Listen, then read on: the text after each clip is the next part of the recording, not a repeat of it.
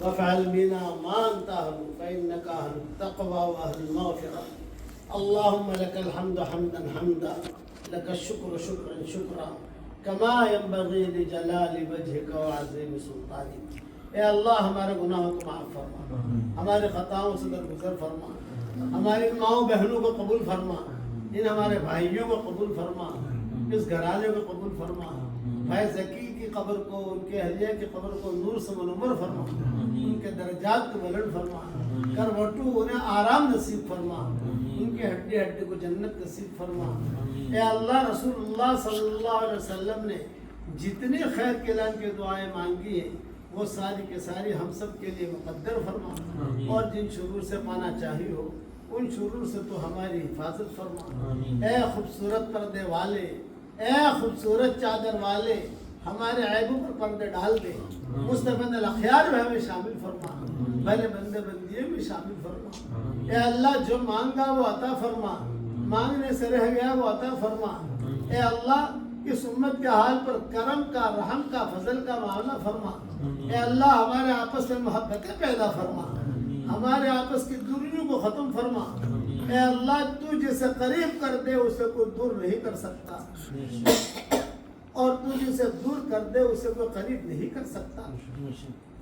اگر آپ نے ہمارا نام سعید اور نیک بختوں میں لکھا ہو تو ہمارا نام انہی میں لکھے رکھیے ہو، اور اگر آپ نے ہمارا نام شقی اور بدبختوں میں لکھا ہو تو ہمارا نام ان کے فہرست سے مٹا دینا، اور نیک لوگوں کے فہرست میں ہمارا نام لکھ لینا. لکھنا بھی آپ کا کام ہے، مٹانا بھی آپ کا کام ہے، لوح و قلم بھی آپ کے پاس ہے.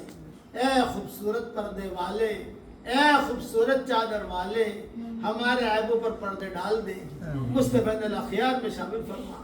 اے اللہ تیری مخلوق میں سے جو پریشان حال ہو اس کی پریشانیوں کو دور فرما، جو مقروض ہو ان کے قرضوں کے ادا ہونے کے غیب سے صورت و شکل پیدا فرما، جو بیمار ہو ان کو شفاء کاملہ عاجلہ عاجلہ دائمہ مستمرہ عطا فرما.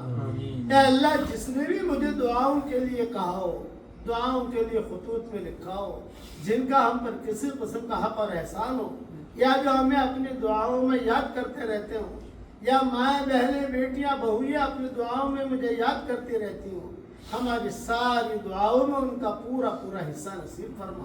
اے اللہ ہمیں ایسا ایمان عطا فرما کہ اس کے بعد کفر نہ ہو، اور ایسی ہدایت دے کہ اس کے بعد گمراہی نہ ہو، اور ایسی عزت دے کہ اس کے بعد ذلت نہ ہو، اور ایسا تیرا قرب دے کہ اس کے بعد تجھ سے دوری نہ ہو، اور ایسے تیری رضامندی دے کہ اس کے بعد تیری ناراضگی نہ ہو.